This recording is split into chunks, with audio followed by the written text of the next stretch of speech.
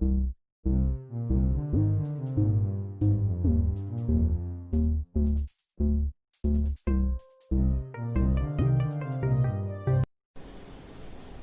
Students, नमस्कार साथियों। आप सभी का मेरे YouTube channel commerce classes bye विशाल सर में एक बार फिर से हार्दिक स्वागत है।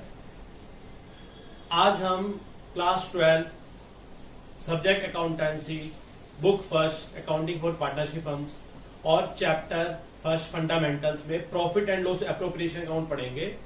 ये जो चैप्टर है फंडामेंटल्स, ये पार्टनरशिप की शुरुआत है और बहुत सारी चीजें, बहुत सारे जो इस पूरे चैप्टर का बेस है वो आप मेरे पीछे देख रहे होंगे। Profit and loss appropriation account आपको दिख रहा है, ये पूरा इस चैप्टर का बेस है। अगर आपको इस फंडामेंटल चैप्टर को अच्छे से समझना है तो आपको profit and loss appropriation account को बहुत अच्छे से समझना होगा। ये अकेला जो अकाउंट है लगभग पूरे चैप्टर में, चाहे वो पास एडजस्टमेंट हो चाहे वो गारंटी हो, सब में ये जरूर यूज होता है, अप्लाई होता है। तो आइए आप इसको अच्छे से समझते हैं। Profit and loss appropriation account क्या होता है? ये है profit and loss appropriation account for the year ended. यहाँ पर जो भी ईयर वगैरह आपको किताब में, बुक्स में, क्वेश्चन में दे रखा होगा वो आप डालेंगे, यहाँ पर लिखेंगे। और यहाँ क्या क्या आता है?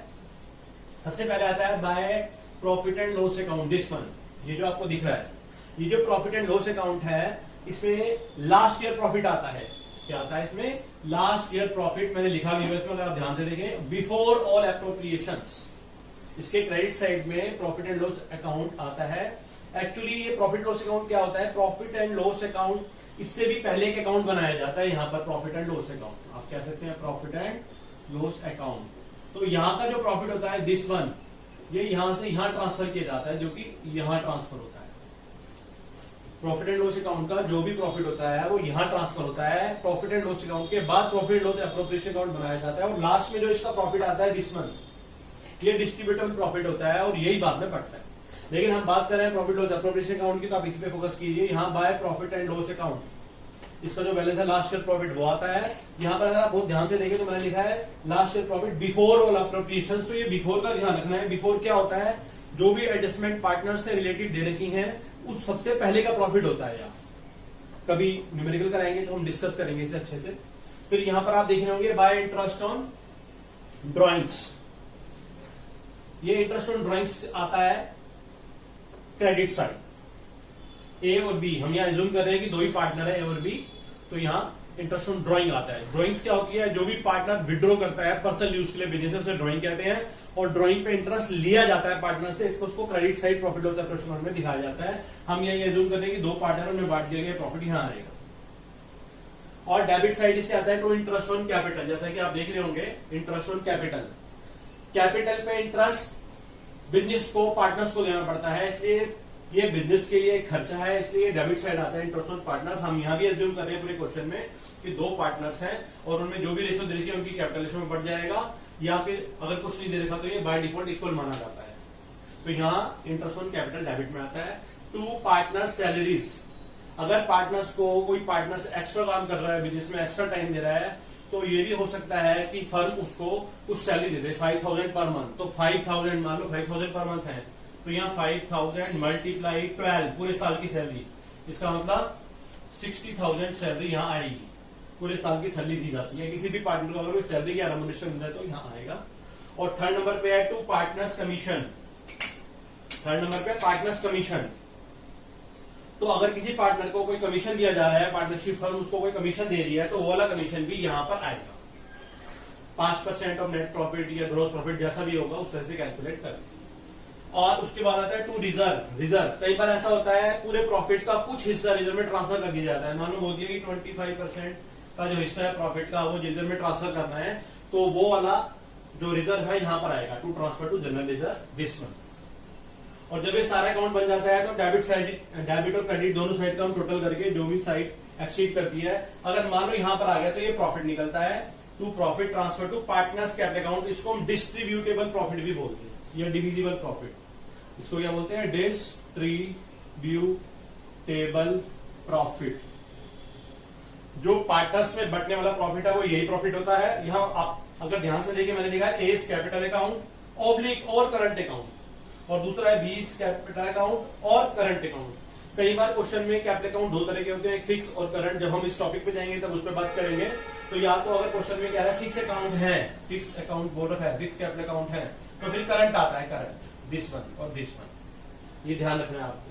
To a is capital account, अगर फिक्स कैपिटल अकाउंट है तो करंट अकाउंट आएगा, फ्लक्चुएट है तो सिंपल कैपिटल आएगा। ऐसे बी इज कैपिटल अकाउंट, अगर फिक्स है तो करंट, सिंपल नॉर्मल आएगा। तो ये पूरे अकाउंट का परफॉर्म है। और यहाँ मैंने एक नोट लिखा हुआ है, इस नोट में यही बात है कि इस क्वेश्चन में हमने ये एज्यूम करा है कि सिर्फ दो ही पार्टनर्स हैं, only two partners are there, ये बी, इसलिए हर जगह और बी को एज्यूम करा है। इससे ज्यादा भी पार्टनर्स हो सकते हैं।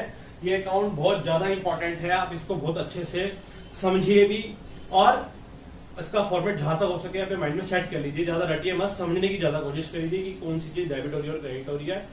और ये आपका प्रॉफिट लॉस एप्रोप्रिएशन अकाउंट। आइए क्वेश्चन की हेल्प से हम profit and loss appropriation account को, क्वेश्चन इसका न्यूमेरिकल कैसे होता है इसको अच्छे से समझते हैं। मैंने जो बच्चे टीएस ग्रेवाल बुक यूज करते हैं क्लास 12 के, इलस्ट्रेशन नंबर 13 ली है, और इसका एक पैसेज मैंने यहाँ लिख दिया है, पूरा क्वेश्चन थोड़ा शॉर्ट फॉर्म में लिख दिया है, आप इसको समझने की कोशिश करें। पहला है, दो पार्टनर्स हैं ए और बी। इस क्वेश्चन में दो पार्टनर्स हैं, उनकी रेशो नहीं दे रखी। अगर रेशो नहीं दे रखी है तो हम इसको 1:1 इक्वल मानते हैं। और फिर ए की कैपिटल दे रखी है 60,000, बी की कैपिटल दे रखी है 20,000। Net profit before taking into consideration the provision of deed, जो नेट प्रॉफिट दे रखा है वो 24,000 रुपए है, सब चीजों से पहले, और ये पहले ही होना चाहिए। पार्टनरशिप डीड ये वाली बातें बताती है, जो है बी को सैलरी मिलेगी 6,000 पर एनम, ये पर एनम है, पर मंथ नहीं है, पूरे साल की दे रखी है। और इंटरेस्ट ऑन कैपिटल है 6% per annum, this is also per annum. Interest on drawing at the rate of 5%। And ये फोर्थ टॉपिक भी दे रखा है, आप ध्यान से देखिए अगर, कि 10% जनरल रिजर्व में ट्रांसफर करना है प्रॉफिट का, जो भी प्रॉफिट है ये 24,000, इसका 10% रिजर्व में भी रखना है। और ए की ड्रॉइंग, बी की ड्रॉइंग, ए की ड्रॉइंग 6,000, बी की ड्रॉइंग 4,000, ये भी गिवन है। इंटरेस्ट ऑन ड्रॉइंग ए और बी की 200, 100, जबकि इंटरेस्ट ऑन ड्रॉइंग परसेंटेज की फॉर्म में भी दे रखी है, देखिए इधर इंटरेस्ट ऑन ड्रॉइंग 5%, और जबकि एक्चुअल फॉर्म में भी दे रखी है। अगर कभी भी ऐसा हो कि ये परसेंटेज की फॉर्म में भी है, ये एक्चुअल फॉर्म में भी है, तो हमें एक्चुअल फॉर्म लेनी होती है। और हमें कह रहा है कैसे प्रॉफिट आप इसका बांटेंगे, profit and loss appropriation account बनाइए। आइए इसको समझते हैं, क्वेश्चन को करते हैं। यहां प्रॉफिट आता है by profit and loss account last year profit. यहां क्या लिखते हैं, लास्ट ईयर प्रॉफिट। और ये आपको दे रखा है 24,000, और ये सब चीजों से बिफोर होना चाहिए, और सब चीजों से बिफोर ही है। अब जैसे जैसे जो ट्रांजेक्शन हमें दे रखी है, हम देखते हैं कौन सा जो है आइटम कहां आएगा इसमें।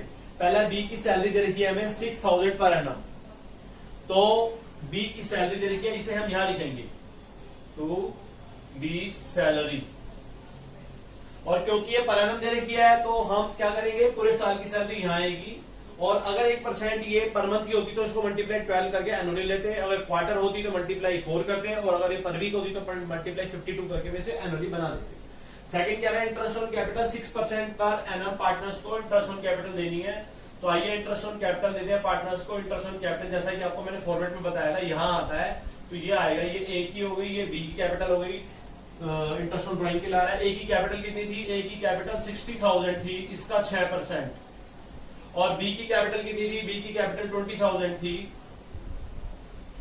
इसका 6%, इसका 3,600 हो गया, इसका 1,200 हो गया, और टोटल 4,800 हो गया।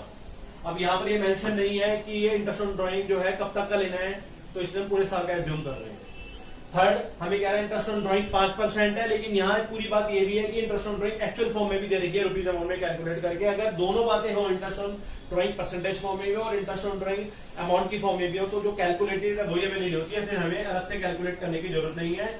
जहां इंटरेस्ट ऑन ड्रॉइंग आती है उसके अगेंस्ट में इंटरेस्ट ऑन कैपिटल सॉरी जहां आती है, वहां उसके अगेंस्ट में इंटरेस्ट ऑन ड्रॉइंग्स आती है। तो इंटरेस्ट ऑन ड्रॉइंग्स आपकी यहाँ आएगी, ये ए की और बी की दोनों की दे रखी है। ए की इंटरेस्ट ऑन ड्रॉइंग 200 है, बी की 100 है, तो टोटल 300 हो गए। आगे चलते हैं, फिर हमें कह रहा है डी में interest on general reserve 10% of profit. इस प्रॉफिट का 10% वगैरह रिजर्व में ट्रांसफर भी करना है, तो हम इसको ट्रांसफर भी करते हैं to transfer to reserve. 10% profit का कह रहा है, तो इसका 10% देंगे, कितना आएगा, 24,000 का 10% आपका आएगा 2,400। और बाकी इस क्वेश्चन में कुछ नहीं कह रहा बताओ प्रॉफिट ए और बी का किस तरह बटेगा। बाकी कैलकुलेशन हम कर लेते हैं, देखिए इसको भी करते हैं। तो ये हो गया 24,300, ये भी हो गया 24,300, इसमें से हम ये कैलकुलेशन घटाते हैं, 6 और 4 10 2 12 13,200। जब 13,200 इसमें से घटाएंगे तो ये 11,100 आएगा आपका।